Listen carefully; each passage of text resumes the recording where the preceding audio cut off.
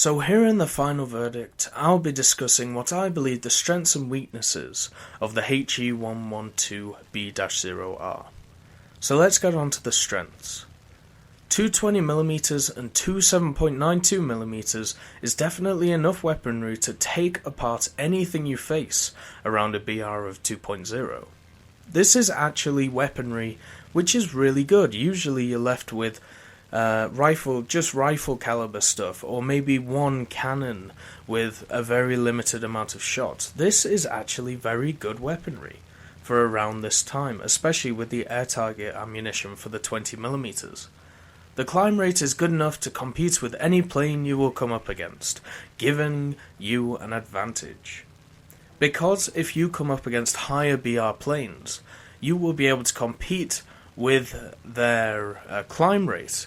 You are also able to turn better than them, and if you come up against lower BR planes or your same BR planes, you will be able to climb higher than them, giving you the altitude advantage, which is wonderful.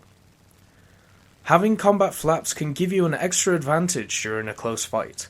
Sometimes when you're with an enemy and basically nobody can get the upper hand, maybe against a Hurricane or a Hawk or something, you can engage those combat flaps and they give you a real edge in this thing. This is one of the only aircraft where when I've actually engaged my combat flaps, it's actually really made a difference that I can really feel, especially against something like the Hurricane, which doesn't have combat flaps. The elevator is absolutely amazing, making you able to perform amazing maneuvers, which are also beautiful.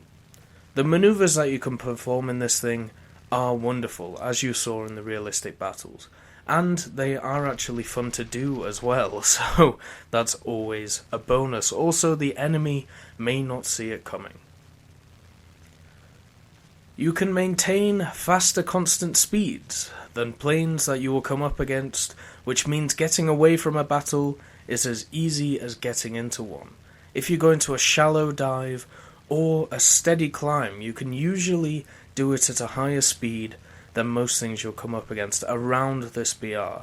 Obviously, higher BR planes, they are going to have higher speeds because they also will have WEP, but that's another story for another day. So, onto the weaknesses. At high speeds above 500 km an hour indicated airspeed, your controls will stiffen up, making tight maneuvering tough, so nailing an enemy can be hard. There have been a lot of instances in this plane where I've been chasing something like a Hurricane.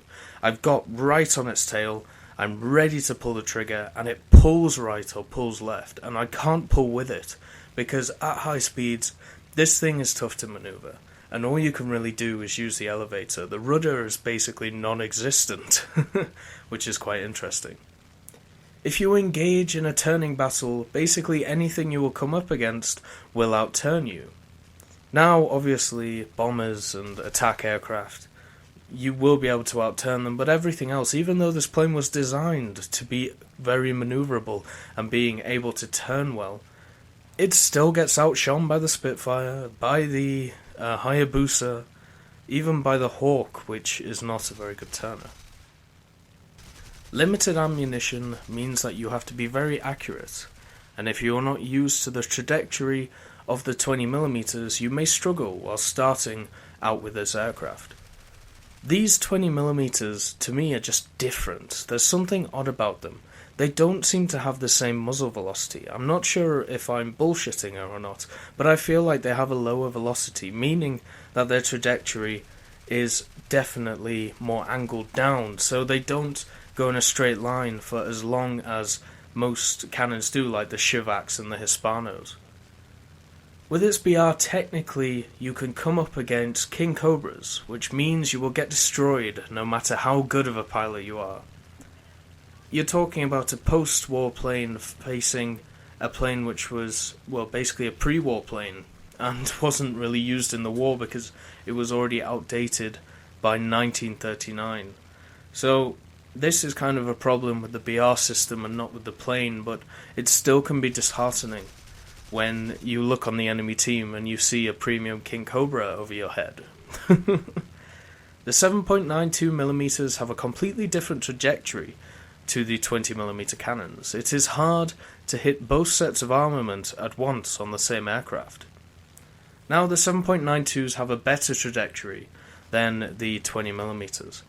So, unless you're really close onto an enemy's tail, which I have said you should be anyway, it is hard to hit both calibers at the same time. So maybe it would be better to maybe shoot one at once. But that's really up to you.